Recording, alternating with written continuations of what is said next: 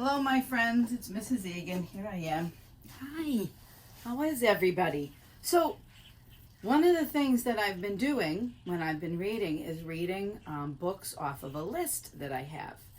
It's a list that my friends and I came together, collected from librarians, some of your teachers, some book sellers, some lists online from organizations like the, American top list of books for children to read. We collected a bunch of them.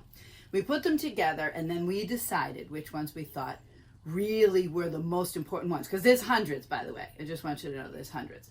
So we decided that if we had a bookcase that had maybe 2 shelves, that we would try to figure out which were the books that you absolutely really should read. Here in New England, by the way. Because if you were in another part of the country or another part of the world, that list would be very different. So, in any case, I want to do a quick review. So the very first book I don't have, remember? That's Beatrix Potter, Peter Rabbit. I don't have that one. I have one, it's tiny like this, but remember I saved it for my son. It goes in his memory box. So I don't have that one. But I do have the number 2 book because I want to make sure that you've either seen the videos or you've gone out and you've gotten the books yourself. So the second book is Velveteen Rabbit, okay? It's by Marjorie Williams Bianco and illustrated by Charles Santore. So, interesting thing I just want to mention before we go any further. The first 2 books, what are the main characters? They're bunnies. Do you know why they're bunnies? Because the time that they were written, bunnies or rabbits were symbols of children, of having a family, of new life. So the 2 main books that were the number 1 book and our number 2 book was Peter Rabbit and Velveteen Rabbit. And they're both about, I just thought that was kind of interesting. Okay, so number 3 book is, remember this one, The Little Engine That Could? Remember I have 2 copies of it? Remember? Okay, and remember it's Waddy Piper is the person who wrote the story that became famous, but it's actually a story like a folktale that a lot of people knew before he actually put it into a book, right? The Little Engine That Could, and the old illustrations are here, okay? And the new illustrations are this, my big book, Lauren Long. There's been a couple of different people. Remember I told you there's a couple of people that had illustrated that book. Okay, so the number, what are we up to? 4. The number 4 book is the story of Ferdinand. Remember the story of Ferdinand, the bull who sat on a bee? And it's written by Monroe Leaf, and the drawings are by Robert Lawson, okay? And do you remember that Monroe Leaf actually was a famous guy, and his friend Robert Lawson was the one who wasn't so famous, and he invited him to do the drawings for the book, and now he's famous because of this book becoming important and award-winning and whatever, okay? All right, so that's number 4. Number 5, this was one of my favorites, Mike Mulligan and his Steam Shovel, Story and Pictures by Virginia Lee Burton, okay? Do you remember this one?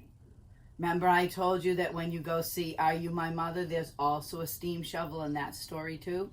Yep, definitely have connections. So those are our 5 books, okay? So the number 6 book, this is, you'll all know who wrote this book, all right? Because this author illustrator was a professional artist. I'm not going to tell you what it is yet. I want to tell you who he is and where he came from. So he was born in Ohio, and he was an artist, and he did a big thing in Ohio. He even did a sculpture, wrote a book, and had a sculpture that was dedicated and everything, and there was a contest to name one of the characters in the book. It was kind of cool. So he comes to Boston to go to an art school, and he stays here for a little while, and then he moves to New York. And he moves to New York, and he ends up doing illustrations for children's books, and a lady that he's working with is a children's book writer herself. He falls in love with her daughter, and then he gets married. And they end up having 2 children, 2 little girls, okay? So he moves, I think he comes back to Boston for a while, but they do a lot of vacationing in Maine.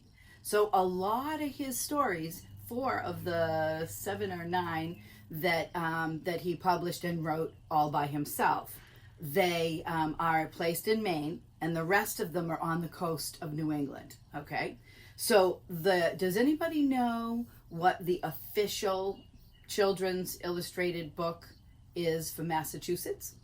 Do you know what it is? I'll give you a hint. Jack, Lack, Mac, Knack. Anybody know? Make way for ducklings, right? So Robert McCluskey is who I'm talking about. He's the author, illustrator. And he wrote Make Way for Ducklings. And we didn't include this book in our list. You know why? Because it's already the official book for Massachusetts. And you should already have a copy or have read it yourself. Okay? So I'm not reading Make Way for Ducklings. Although it's an awesome book. And actually on Mother's Day, did anybody notice on Mother's Day, they go and they decorate, there's a sculpture in the Boston Gardens of the Mr. and Mrs. Mallard and the ducks. And people go and put little outfits on them and everything. And it's a big celebration at Mother's Day where they are. I don't know. I think I've seen them. They're attached to the ground, and in the winter they take them away, and in the springtime they bring them back out so that everybody can see them. Beautiful, beautiful book. But that's not the book we're reading. Okay, so the number 6 author is going to be Robert McCluskey, but wait. Okay. So, by the way, this won a Caldecott Award, okay? And the book that we have on our list is Blueberries for Sal, and this won an honor. So he won 2 Caldecott medals, like 1, and then he did 2 kind of runner-up, and this was one of his runner-ups. Okay, I want to read you this one because this one is just a sweet little story, and it's about Sal, and Sal is short for Sally, by the way. Took me a long time to recognize that this was a girl, because Sal could be a girl's name or a boy's name. It doesn't really matter. It's a child, right? So Blueberries for Sal. Now, interesting, I have a what? Yes, I have a softback, okay? And when I was doing some reading about the story, they referenced the end papers, or Mrs. Egan calls it the wallpaper, right? And sometimes a softback will have end papers, and sometimes it won't. Sometimes there's nothing. It's just, it's blank, like that. But sometimes they add the end papers. And these end papers, they're the same in the front and in the back. Okay, now what you need to know is that this is Mrs. McCluskey. So the author, Robert McCluskey, he designed his characters in this book. I think pretty much most of them are autobiographical. That means they're really about him and his life, like real life, not pretend and fiction. The story is fiction, but the people in it are real. So this is Mrs. McCluskey, and this is their daughter, Sally. I guess her real name was Sarah, but her middle name was Sally, and everyone called her Sally. So that's Sally, and they're in the middle of a kitchen. Does anybody notice anything about this? There's a couple of things you need to notice. One is, how many colors are there? Exactly. Blue. Why do you think it's blue? Where are they going to be going? To Blueberry Hill, right? Blueberries for Sal. That is a real blueberry blue. And the other color is white, right? So the other thing is, I'm going to take the glasses off so I can see you. The other thing is, a lot of this stuff here is very old-fashioned. Do you notice? Does anybody here, have you ever preserved food, or have you ever been at a relative or been somewhere where people put food in jars or in cans, and then they boil them in a big pot, and then they cover them up, and they put them on their shelf or in their basement? That's something a lot of people do that have gardens. Actually, people are probably thinking about doing it now. Mrs. Egan does it. I could tell you all about it. So these here are like ball jars. That's the company name. And she's playing with the little rubber rings that you would put on top of the jar, and then you put a glass top. Can you see these right here? They have a glass top, and there's this metal device that allows you to press down on it and lock it in. Now you have just rings that you twist and you cut, like any jar. But look at this. She's got sugar over here, and this is a very old-fashioned stove. And this little thing right here is a little handle that you lifted up the round spot because you actually put a fire inside that stove. inside here, you would put a fire, an actual like logs burning, flames burning, fire. And then depending on how hot you wanted it, you would take this little cover off and you would either put the pot on right on a hole with the fire underneath, or you would put it on top of the metal part and just like warm it up. So do you see the blueberries on the curtains? See, they're all little polka dots, right? Okay, blueberries for Sal. You'd have some fun. Mrs. Egan had a lot of fun looking at that picture. There were a lot of old-fashioned things that I love. So it's published, by the way, by Puffin Books. And there's Sally. And she's got a bucket. And there's blueberries. Anybody here ever go blueberry picking? I have never been blueberry picking. I've been strawberry picking, but I've never been blueberry picking. They're little low bushes. You walk through them and there's blueberry. You got to pick every single one of the blueberries. Think about how hard that is. Okay, this is our information page, right? This just tells you all the different places that it's been published. Blueberries for Sal. Kind of a plain title page, don't you think? There they are. Now, interesting, can you notice that they're looking right at you? Whoever's reading the book, Mrs. McCluskey and Sally, they're looking right at you. So they're really talking to you. They're telling you their story. One day, little Sal went with her mother to Blueberry Hill to pick blueberries. That's the name of the hill, Blueberry Hill. Little Sal brought along her small tin pail, and her mother brought her large tin pail to put berries in. "We will take our berries home and can them," said her mother. "Then we'll have food for the winter." So that's what they were doing in the picture. They call it canning because it's preserving, because, well, way back when it was invented, they were canned foods for the army guys, actually, is what it was invented for. And then people started using glass jars, but you don't say, "I'm going to jar something," you say, "I'm going to can it." So that's why she says, "We're going to go home and can them. Then we will have food for the winter," because you put them away. You can put them on the shelf. You don't have to, they don't go bad. You don't have to put them in the refrigerator or anything. Little Sal picked 3 berries and dropped them in her little tin pail. Kaplink, kaplank, kaplunk. She picked 3 more berries and ate them. Delish. Then she picked more berries and dropped 1 in the pail. Kaplunk. And then the rest she ate. She must have been hungry. Then little Sal ate all 4 blueberries out of her pail. So how many are left in her pail? I don't think there's anything left in her pail. She's just hungry. When they're nice and warm and blue and round, oh man, yeah. Fresh blueberries, nothing like them. Her mother walked slowly through the bushes, picking blueberries as she went and putting them in her pail. Little Sal struggled along behind, picking blueberries and eating every single one. So she's holding a pail with one hand, and she's picking blueberries, but she's putting them where? In her mouth instead of in her pail, exactly. So here's Sal, and here's Mrs. McCluskey. So see how she's bending over? The bushes are pretty low to the ground. Little Sal hurried ahead and dropped a blueberry in her mother's pail. It didn't sound kaplink, because the bottom of the pail was already covered with berries. Can you think that? So if there's nothing in the pan, it's going to make a funny ding sound when she drops a berry. But if there's berries, it's a soft landing, right? So it doesn't make any sound. It's a soft cover with all the berries. She reached down inside to get her berry back. Though she really didn't mean to, she pulled out a large handful because there were so many blueberries right up close to the one that she had put in. Yeah, how do you find one blueberry if you got a pail that big, right? You'd never find the one unless it had a leaf or something attached to it. Her mother stopped picking and said, "Now, Sal, you run along and pick your own berries. Mother wants to take her berries home and can them for next winter." So she's like, "Go ahead, you go get your own. I'm going to do mine, you do yours." Her mother went back to her picking. But little Sal, because her feet were tired of standing and walking, sat down in the middle of a large clump of bushes and ate blueberries. That looks like fun. Do you think her fingers in her mouth would be what color? They'd be blue. Exactly.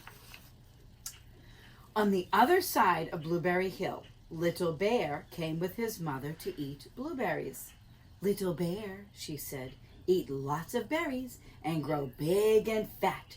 We must store up food for the long, cold winter. There's Mama Bear and there's Baby Bear. They're doing the same thing, only are they canning? They're just eating. She told Baby Bear to eat as many as she could, right? And Mrs. McCluskey told Sal, put them in your pail. If you have to eat them, fine, but I'm putting mine in my pail because I want to do something with them later. Little Bear followed behind his mother as she walked slowly through the bushes eating berries. Little Bear stopped now and then to eat berries. Then he had to hustle along to catch up. So see his legs up in the air? That's how we know he's hustling, because that means to move quickly. Because his feet were tired of hustling, he picked out a large clump of bushes and sat down right in the middle and ate blueberries. Who else did this? Sal. They're both sitting inside a bush and just eating as many as they can reach. That's a great thing to do on a day. Over on the other side of the hill, little Sal ate all of the berries she could reach from where she was sitting. Then she started out to find her mother. Here she is. Doo-doo-doo. Mom! Mom! She heard a noise from around a rock and thought, that is my mother walking along. See her right here? She's leaning forward. She's peeking around. She can't quite see. She's listening. Does this remind you of anything? Remember the story, Are You My Mother? Bird was on one side of the rock. The mom was on the other side of the rock, right? Let's see. Is it her mother? But it was a mother crow and her children. And they stopped eating berries and flew away saying, caw, caw, caw. Then she heard another noise in the bushes and thought, that is surely my mother, and I will go that way. But it was Little Bear's mother instead. She was tramping along, eating berries and thinking about storing up food for the winter. Little Sal tramped right along behind her. You know what tramped means? It's just sort of walking along. No rush, no anywhere particular to go. By this time, Little Bear had eaten all the berries he could reach without moving from his clump of bushes, just like Sal did. Then he hustled off to catch up with his mother, just like Sal did. He hunted and hunted, but his mother was nowhere to be seen. He heard a noise from over a stump, and he thought, that is my mother walking along. Sound familiar? But it was a mother partridge and her children. They stopped eating berries and hurried away. I don't know the sound a partridge makes, I'm sorry. They had heard a noise in the bushes and thought, that is surely my mother. I will hustle that way. Then he heard, Little Bear. I wonder what a partridge makes. The Partridge Family used to sing. That was an old musical group. But it was Little Sal's mother instead. She was walking along, picking berries and thinking about canning them for the next winter. Who else was thinking about the next winter? Mother Bear. But what was she thinking about? She was thinking about storing them, right? Eating them and storing them up in her body in preparation for hibernation, right? Little Bear hustled right along behind. So both of the children are trying to keep up with these grown-ups. They're either tramping along or hustling along. And it's funny because wasn't Sal hustling to try to catch up with her mother before? And now Little Bear has to hustle to keep up with Mrs. McCluskey. Little Bear and Little Sal's mother and Little Sal and Little Bear's mother were all mixed up with each other among the blueberries on Blueberry Hill. Now, I don't know if you can see very well, But this is Little Bear with Mrs. McCluskey on this side, and this is Sal tramping along behind Mama Bear on that side. Little Bear's mother heard Sal walking along behind and thought it was Little Bear, and she said, "Little Bear, munch, munch, munch, eat all you can possibly hold." She swallows. Little Sal said nothing.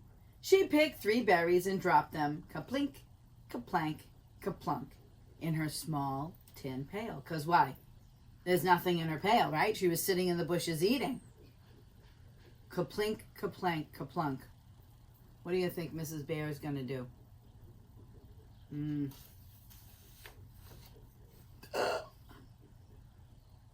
Look at the eyeballs on Mama Bear. Little Bear's mother turned around to see what on earth could make such a noise like kaplunk.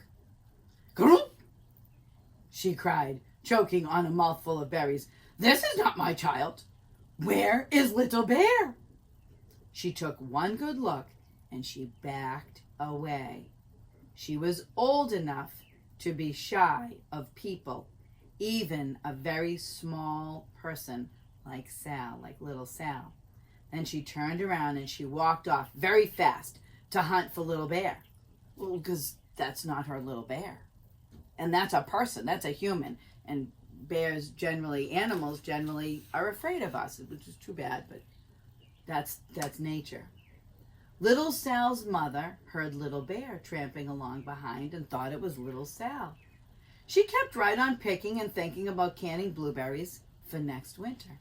Doing a lot of thinking about that. Little Bear padded up and peeked into her pail. Of course, he only wanted to taste a few of what was inside, but there were so many, and they were so close together that he tasted a tremendous mouthful. It's written with capitals. A tremendous mouthful by mistake. "Now, Sal," said Little Sal's mother, without turning around, "you run along and pick your own berries. Mother wants to can these for next winter." Little Bear tasted another tremendous mouthful and almost spilled the entire pail of blueberries. And do you know how long it would take to fill that pail of blueberries? I mean, a blueberry is this big and the pail is this big. Think about that. Hundreds of blueberries. Little Sal's mother turned around and gasped, "Oh my goodness, you are not Little Sal. Oh, where is my child?" Little Bear just sat munching and swallowing and licking his lips. These blueberries are great. Little Sal's mother slowly backed away. She was old enough to be shy of bears, even very small bears like Little Bear. Then she turned and walked away quickly to look for Little Sal. Do you notice that these are exactly the same things happening that Mama Bear did with Little Sal and now Mrs. McCluskey's doing with Little Bear? She hadn't gone very far before she heard a kaplink, kaplank, kaplunk. She knew just what made that kind of noise. Look at her face. Oh, there you are. We always get very worried when we lose you, even if it's just for a minute, or we just don't know where you are. A grown-up who's taking care of a smaller person or somebody who's in their charge, that they're in charge of, is very frightening when you can't find you. Little Bear's mother had not hunted very long before she heard a hustling sound that stopped now and then to munch and swallow. So Little Bear was inside the bushes, hustling along, nom, nom, nom, nom, swallow, chew, swallow, nom, nom, nom, nom, to munch, munch, chew, swallow, and she'd hustle along and you'd make the bushes make noise, you know. She knew just what made that kind of noise. Little Bear. Little Bear and his mother went home down one side of Blueberry Hill, eating blueberries all the way and full of food stored up for next winter. And Little Sal and her mother went down the other side of Blueberry Hill, picking berries all the way, and drove home with food to can for next winter. A whole pail of blueberries and 3 more besides. So there they are right there. And there we are with our, so here they are, they're back home. And Sal's playing with them, remember the rubber gaskets, the little rubber rings. And the mother has cooked those blueberries, probably with this sugar, to make maybe blueberry sauce or maybe blueberry jam or the filling for a blueberry pie. And she's put them in her jars. She's going to put this ring on top and the glass cover, and she's going to take this metal locking device, and then she's going to very carefully, slowly put them into this pot of boiling water. And then you boil them for a certain amount of time, and it cooks it, and it gets rid of all the air that's in there. And because there's no air in there, when you take them out and you cool them down, it creates a vacuum so that you can put them on the shelf, just like your can of SpaghettiOs or your can of tuna fish or the jar of spaghetti sauce. All of that stuff has been done the exact same way. There's a couple of other things you can do to it, but generally that's what people do. That's what Mrs. Egan does. Same thing. Pretty cool, huh? And this is a drying rack. And by the way, the calendar says August because that's the best time for fresh blueberries, especially in Maine. Because Maine's further north, right? So it's like when you buy corn, you can get the first corn from further down south because it's hotter. And summer doesn't come to us until a little bit later, a little bit later, a little bit later. And summer in Maine, the best time for everything to be ripe and ready is in August. So that's why. So blueberries for sale. It's a simple story. Did you notice that it was just the 2 colors, right? Do you remember another story that was like that? Anybody? Hold on. I'll show you. Okay. Same thing. Ferdinand, remember, it was just black and white. And interestingly enough, I want to show you, is Make Way for Ducklings. Let's see if you can guess. Brown and white. So Mr. McCluskey, who was an artist his whole life, by the way, and he illustrated lots of books for other people, and he did a couple of his own. Many of them are only in 2-tone. So what I'm going to do next time is I'm going to read you another book from Mr. McCluskey called Burt Down, Deepwater Man. This is one of my favorite books, and it was given to me by a teacher up at the high school. He gave it to my son, Nathan.